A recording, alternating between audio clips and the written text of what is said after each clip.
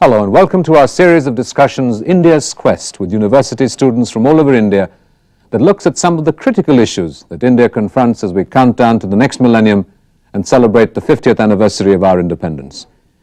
We have prided ourselves for the non-violent nature of our struggle for freedom, and yet violence seems to predominate, seems to be growing in our community and in our country. We have a panel of 12 students from different parts of India, a voice of scholarship, and a young filmmaker, Amar Kanwar. Amar Kanwar, with a postgraduate degree from the Mass Communications Research Center at Jamia, has carved a niche for himself as a talented, award-winning young filmmaker. His film, A Season Outside, is about understanding the essential concepts of nonviolence as a philosophy and way of life, and is a part of the series of films, India's Quest. Our voice of scholarship is Professor Shiv Vishwanathan, a senior fellow at the Center for the Study of Developing Societies. He's currently working on human rights and the legal system. His published works include Carnival for Science and soon to be released a book on corruption. Amar Kanwar, what do you feel? When is an act violent? It's very tricky to start, when you start actually defining violence and non-violence, then you actually get into this whole complicated terrain of what was your intention. And was your intention to harm? Was it unintended harm? Was it intended harm? And we have, philosophers and individuals and a lot of people who have spent a great deal of time trying to understand these finer differences between which act of violence is to be condemned and which act is to not be condemned. And I just remember that when we began to make the film on non-violence, one of the first thing I did was to go and speak to a lot of friends and cousins and younger people whom I knew. Several of them, just like the students who were sitting here, and asked them about violence and asked them about non-violence. One of the first things, the response that I got was that non-violence is something that we've figured out, we've understood. There's not very much to talk about it, and though we could probably admit that some acts of violence are necessary and important and justified, and some acts of violence probably one should try and do away with. And I found that the more we kind of probed and analyzed different kinds of violence, we just began a process of categorizing them, and that really proved to be useful in understanding non-violence later and understanding our own selves. So maybe it'd be useful if we just try to categorize different kinds of violence and take positions on them and what we feel about oppressors' violence, oppressed violence. Well, I'm in a happy state of a boy with 3 sisters, so I must have been more perpetrator than victim. But I think if you start at the personal level, I don't think there are many stories of violence to recount. In my sense, it was a crazily happy childhood. It was more violence at college. Or it was a kind of intellectual violence that one of the things that bothered me, I come from a family of scientists. And the first case of violence which actually I had to face was in dissection class. We had to cut that rat open. I couldn't do it. In fact, it led me to a career of writing a critique of science, because that act of dissection we could eventually link up to the concentration camp. Because the concentration camp was also a scientific experiment. See, this is where I want to be a bit careful about intentions. When Eichmann was asked in the Eichmann trial, were you guilty? He said, no, I was following orders. So you can, especially if you're soldiers or bureaucrats, follow orders and still perpetrate violence. You could then start categorizing some intentions as justified intentions and some intentions as not justified. Assuming everyone is going to stand trial someday. But in many cases in violence, I don't think you can point a finger. Why I began with the most trivial examples is, you can point a finger at yourself or your cousin. But today you can build a dam, displace people. We have more refugees from dams than from wars in India. But you can't really point out to that particular bureaucrat and say, you indulged in violence. You see, it's this complexity of violence where you can't point a finger. You can't say specimen A is the victim, specimen B is the villain. This classification of villainy and this victimage to a certain extent becomes doubtful. But I think that's why I think you have to begin with some of the most petty examples, because in the everydayness of the thing, when you magnify, you realize you can't actually point a finger. Therefore, I think it's better to play each out like a case study. So actually you have not a theory of violence in a long kind of sense, but case studies of violence where you empirically grope with the problem. And Gandhi himself did it. For all his theories of violence, when Hitler attacked Czechoslovakia, he told the Czechs, pick up your guns. That's the only act of non-violence available to you. That is, to a certain extent, the categories confuse themselves. so could we take a particular case study and try and discuss it? Yeah, let's try it. Could you suggest a case study? Shall we try partition? Okay. Because to a certain extent, none of you may feel guilty about it. Most of you are from a generation long beyond it. None of you might even have met a survivor from partition. And some of you being from the south might even feel the north is responsible in a funny geographical way. It's like it's so far away. We're not affected from it. We've not been affected by it. Where are you from? I'm from Karnataka, so my whole Okay. life I've been Suppose I there. were to partition Karnataka and Madras. Okay. Imagine the quarrel began with the Kaveri waters, and actually there was a partition. And you couldn't cross over to study. You couldn't cross over to meet your relatives. Suddenly, 1 million Kannada people move in from Karnataka, from Madras into here. A few thousand people are shot and murdered. Can you visualize such an event? If you can, you've got partition in a small scale between Karnataka and Madras. Okay. Would you like to take the partition? Okay. Would you like to respond by thinking of a story or a film that you have seen? The film that Amar made. Okay. Can you tell us about it? He Tell us showed what us you saw in it. the border ritual, and even though it wasn't exactly an act of violence, it was a result of the entire partition. Talking about? Can you describe that? The border ritual, the soldiers, they come up, it's towards the end of the day, they're closing the gates, and At Wagah? yeah, Yeah. and from the Pakistan side, you have them doing the identical act. It's kind of aggressive in its own way, but no guns are being shot, nothing's being done. It's like aping the entire whole thing. The expression on their faces And is that of aggression. yeah, they. I mean, and the reactions on their face. I mean, it's like they're ready to kill the other guy. Otherwise, I mean, you take it the other way. Mr. Amar, he told us, before, that it's just a ritual. I mean, they talk to each other. These soldiers from both the sides, they talk to each other, they interact with each other. But it's the only thing they are forced to carry out such an order. Is maybe they don't want to actually, but they are forced to carry out an order. But the fact is, do they feel carried violent away when with they do it, that? right? I mean, Did you watch the eyes in the film? I think they had more. Tell me about the eyes. Raging, I mean, they had something wild in them. I mean, The as soldiers or the people watching? the soldiers, I the think people the watching people are surprised what's happening. Oh, people they're taking watching were interest in it. fascinated. They're fascinated rather. Curiosity is going on. So I Much more than think the Can I ask a small question? When those soldiers were marching Yeah. in that brilliantly ritualized, stylized fashion, did any of you want to march like that? Actually, what we're talking about is two bunches of soldiers performing a ceremony, which is the flag ceremony at the end of the day at sundown, and they're having a mock. It's a sequence of mock aggression in absolute symmetry. And one question you asked was, would anybody like to be part of them and would like to, emulate them? And the other question was that, what did you feel when you saw them, saw their faces or saw their eyes? I think the eyes portrayed some sort of pain and pathos. I didn't see any sort of aggression on the faces of the people out there. No, we're talking about the soldiers.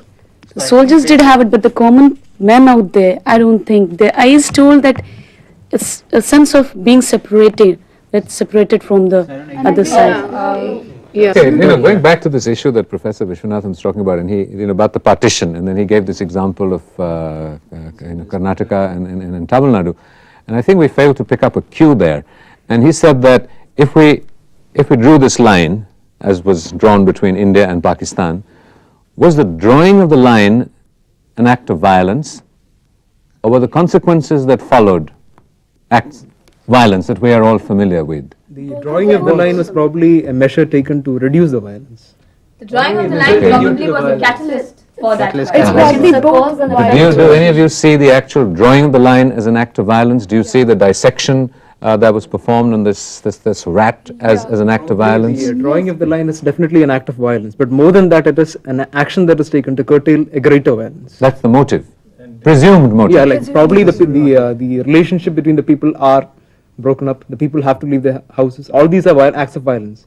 So I But think that is necessary in order to So I think prevent the fight. what we already get is that there are different levels, there are different kinds of violence. Definitely. And but what is it finally that would encourage you or would motivate you or would prompt you to say, well, this is an act of violence, and attach a value to it? And we tend to attach a value to violence, saying that it is in general something that's undesirable. And we'll come later to the issue of when violence may be desirable.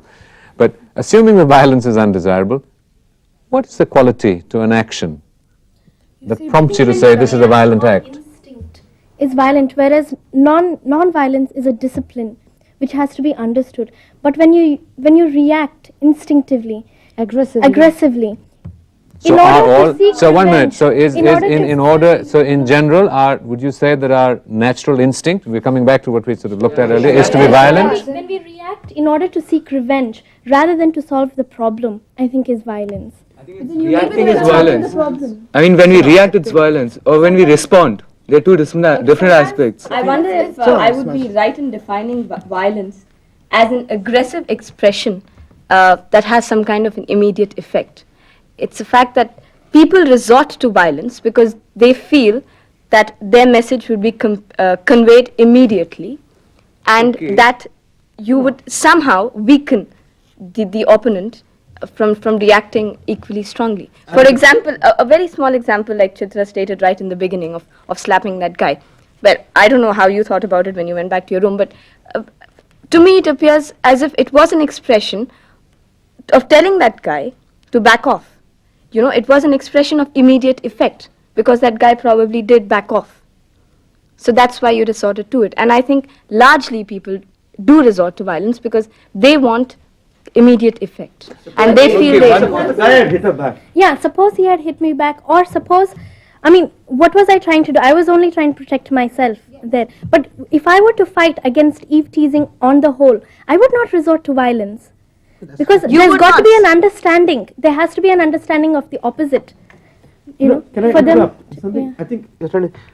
It's a question that bothers me. Okay. Are you trying to say? I mean, it's very interesting that you always pictured the man as violent, and the woman as victim. Do you think there's a gendering of violence here somewhere? Are you trying to say men are more violent? Yes. Why? Why? Probably not. Because No, give me a reason. when you grow up, you ask a little girl, you say, okay, go play with your dolls and play house or whatever. And the guy is given, he's given with He-Man, Skeletor and little Then you're guns. saying something interesting, and it's very interesting. You It's- began by saying violence is biology, non-violence is culture. That is, you can be disciplined into culture. But violence is innate, biological, something you're born with. So maybe it is much more So are you developed. trying to say So But women you are develop trained the to be instinct. non-violent? So I think You you're develop developing the the culture. instincts further. It's kind of your reactions are inbuilt. But what you do is you make him feel more and more violent. You're Like building it up. you're being the She's not initialist. saying women are trained to be non-violent, she's saying men are trained to be violent. Violent. And they're supposed to be a strong Masculine person, and- masculine. Masculine I mean, and they're macho. supposed They're to lead supposed the to- house, suppose. It's like that. Do you think then if men are made more feminine? Yeah, that's what. I mean, that's correct. So, in their do you aspect. agree? No. No, but let me put it back this way. It's very interesting. Pakistanis are seen as more physical, more violent, more masculine, at least in the colonial period, Muslims were. Look at the kind of style of recruitment we had in the army, and Hindus were seen as effete, feminine, babu. Do you think this was stereotype, or do you think this was real?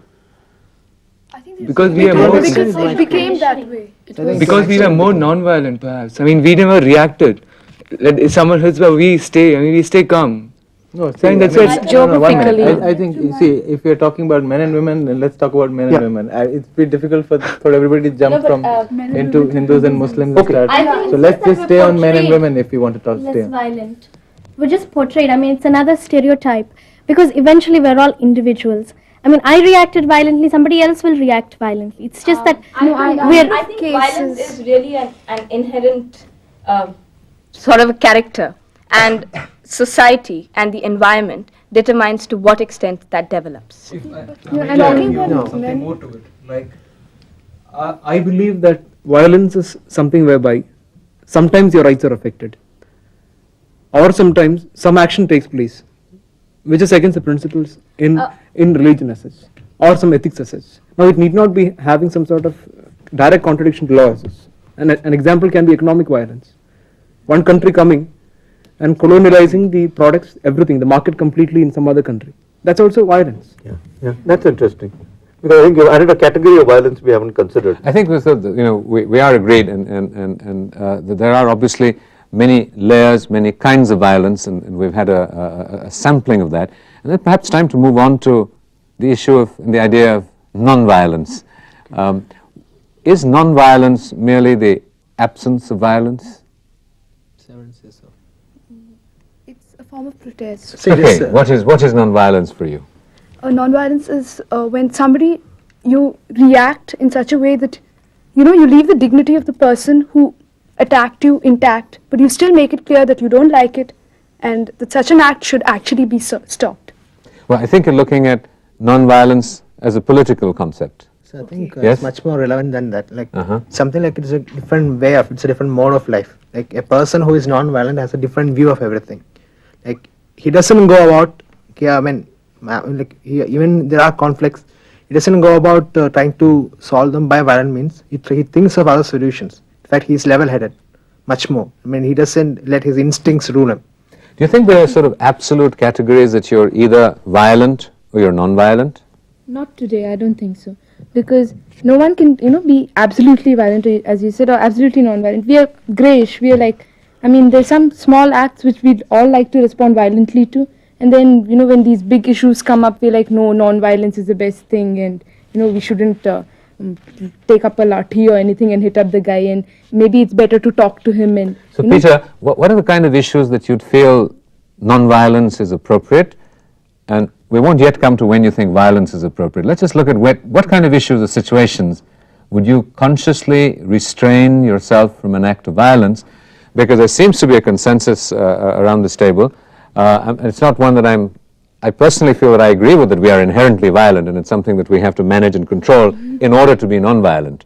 But, well, we should let that assumption prevail for a while till we come back to it. When you come to the aspect of domestic violence, like in the case of women, so the violence inflicted on women, and I think on such issues we should take the aspect of non-violence. What he's saying is, non-violence is what weak people have against violent people. Let me give you an example. Imagine he's your husband. What he's saying is, if he hits you, the only real option you have is being non-violent. Would you be tempted to hit him back? Or do you think you would try more peaceful ways of handling it? No, I'll try to handle it in more peaceful way. Okay. The difference between Gandhi and Mandela is, now Gandhi was probably saying that non-violence is the tool of the strong. The strong man does it. Only when you have the power to punish someone else, if you abstain from it, there is non-violence. Whereas for Mandela, it was definitely his only tactic that was available to him. He could not resort to violence since he knew that he could not succeed. Suppose I were to pick up a gun and shoot Hitler. Am I violent or non-violent? So again, we come back to the same question. How do you define violence? No, let's not go back to the same question. Just one moment. Let's answer this question. Let's forget we're lawyers. Just give me a straight from the heart response. Killing another human is violence. Killing another human is violence. Under any conditions. No. Basically, that's what I want to understand. No. Just respond concretely. We might find something interesting. There should be some qualifying circumstances. Okay. Like suppose when you're defenseless and someone tries to attack you. Don't hedge the question. The Professor Vishwanathan's question is that if you used violence, you shot Hitler. Answer that question. Is that a violent act or not? So it depends on him himself. No, depends on whom. You have Hitler. I am a German Jew. Yes. I've shot Hitler. Yes. I pumped 10 bullets into him to make doubly sure Hitler's dead. Violent or non-violent? So that depends on you. If you consider yourself that it is violent. It is violent. Retaliation. No, you don't know my intent. I would just consider it an expression. To me it would appear. Signing my name is also an expression, but I shot Hitler. Violent or non-violent? I think that's where you justify the means to an end. If you are convinced about doing something. Intuitively, give me an answer. Yeah, so it's violence. It's violence, of course. Okay. It's non-violent because it will avoid a lot of violence in the future. If you can really kill Hitler, if you could really kill It's violent, but it's justified because it will avoid a lot of violence. Yeah. It is violent. Justified violence, reasonable violence. So violence at one level also always has to be justified to be legitimate. But the Justify fact in the sense remains. it should be in general. But the I mean, bottom- individual justifies, okay, I killed him because I didn't like him. I think we're going to It ask should be our generally scholar now, justified. when is violence justified for you? Look, first I want to say something. I believe in violence in certain things. In fact, I think a lot of this discussion about violence, even around this table, is utterly sentimental and is a bit too safe. Your position becomes a little uncomfortable when you find that the oppressor, whose violence you've just justified in dealing with X conflict, becomes the oppressed, whose violence is acceptable, becomes the oppressor in another situation. The same Jew, whose oppressors are Palestinian. Yes. Yeah, or oppressors at home. Now, it's not a question of accepting one kind of violence and not accepting another kind of violence. You probably land up, if you look at societies and if you look at history over a longer period of time, what I'm trying to say is that you probably land up seeing that violence as it becomes an acceptable discourse in various manners and various forms, internally, inside home, within people, within children, within communities, in resolving all kinds of conflicts. And it's very difficult to start separating. When we were showing the film in IIT in Madras, one of the students got up and said that, I'm taking a trivial example because I'm bringing it back, I'm taking it away from Hitler and Jews, it's easy to take these positions there. And it was interesting, he took this position, he said, I'm standing in a line to buy a ticket. And I've stood for an hour to buy a ticket for a line, and somebody comes and pushes everybody and beats everybody and takes the ticket and goes away. What should I do? And somebody asks, what do you feel like doing? And he instinctively, his first response was, I feel like beating everybody up as well and taking my ticket because I've stood for an hour. And the moment he said that, he immediately said, probably not. Because if I do that, then what he did to me, I'm agreeing to. And I'm allowing him to do that. And that's when he kept quiet. And I think that we need to think about that. It's not that simple to say. I think yes. there are sort of two sort of approaches philosophically to this issue. One was what Gandhi was alluding to when he talked about the means being as important as the ends, and the other, which is in another philosophical strand, which Amar pointed to, and that was the motive behind violence. Would you apply non-violence to Pakistan? Because it's no use doing it at the level of the Gandhian level, because you would say non-violence is only for saints. I think she made a beautiful point. Non-violence is for everyone, and it allows everyone to participate in something. Yeah. Would you apply non-violence to Pakistan? Forget partition. I mean, your people are almost don't even remember the partition. Good. I think it's a very good thing. Sometimes memory can be a burden. Suppose you had to deal with Pakistan today, and just imagine all of you were Gandhians. Do you think non-violence can be applied? How can it be applied? What are your suggestions? Imagine Sri Lanka attacks you. I think we get too fixed on Pakistan. Okay? What kind of, as people, forget the government, how would you react? We don't want to It may also depend on the reason. Come on. Great reason. I mean, if as a common man you feel that okay, we have caused some trouble to Sri Lankans, then if they attack, we'll be having a sympathy for them. But on the other side, we feel they are attacking us just for economic gains or some political gains. Then we'll obviously protest. We'll fight back. Okay, suppose you were to do a mass Dandi at the border. All of us went unarmed, stood at the border, without weapons, dressed in white, singing songs. Could you think of joining that kind of movement? No. Why? I mean, it's a stupid thing. You're standing there. Because we don't The know other the people. repetition of what happened in China's Tiananmen Square. Like we don't know the tanks overgoing us. Like probably it's because in the past people had suffered a lot. Can you see the Sri Lankan people responding to that? Yes, we can, sir. But seriously, I don't think, I mean, if somebody says, Brinda, take a gun, go there and, okay, somebody's going to shoot you because it's all for this motherland. I don't think I'd be really ready to do it. I mean, it might not sound very... Brinda, suppose I have a second question. Suppose I say, can you join a group of new Dandi marchers who go and stand there quietly?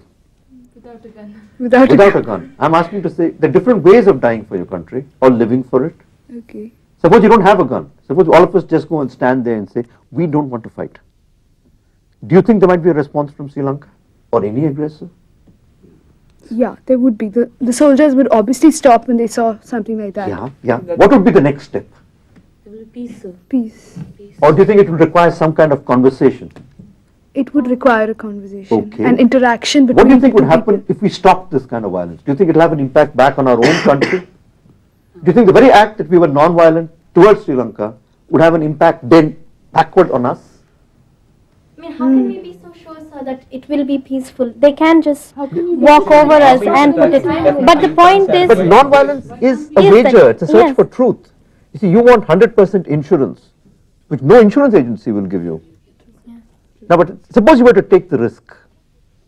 With the arms, It worked. What would be the next consequence? Yeah, I think the whole country will be recharged. Like, How? Do you think there will be changes in the way we treat our people, our Dalits? Do you think there will be changes in the way we relate to our family? no, there'll be changes in the way we view our opposition. Would it change people's perceptions of how to deal with conflict? personally, I feel that if suppose such a thing occurs, I'll feel more proud to be an Indian. Like we have showed, I mean, a beautiful example of how we resist such kind of aggression in a non-violent way. We are, it's not only a principle, we are putting it into practice. Yeah, but let me say, once that happens, what else will happen concretely to India? Oppressed always tend to react in a violent way. And if this non-violent method of struggle is adopted the way we had, as assumed, against or towards Sri Lanka, I think it will be successful. Maybe it will take a lot of lives. You are dying for your country in any way. Why don't you die in a non-violent way? Which is a very good idea, because we are under a threat of nuclear war. Both India and Pakistan seem to have nuclear weapons. Then if a war occurs, both these countries are going to be doomed. So there is only one way out, non-violent way. I mean, for me, Gandhi became really exciting during the making of the film also. Was because I, probably for the first time began to really understand that here was a man who was popularly practicing a methodology to humanize conflict. And while we all know that we can't escape violence, and while we all know that it kind of keeps coming in wherever we turn, we keep running into violence all the time. But I think he tried to make violence into an exception, and non-violence as the norm, rather than the other way around. Basically saying that it's too easy to be violent. Well, that has indeed been a somewhat stimulating, stirring discussion, even if inconclusive. What has emerged has been the enormous power and vitality of the ideal of non-violence as India's quest continues, and we count down to the next millennium and the next 50 years of our independence. As India grapples with myriad problems of conflict and development, Gandhi's ideals remain a shining beacon to guide us. Thank you all.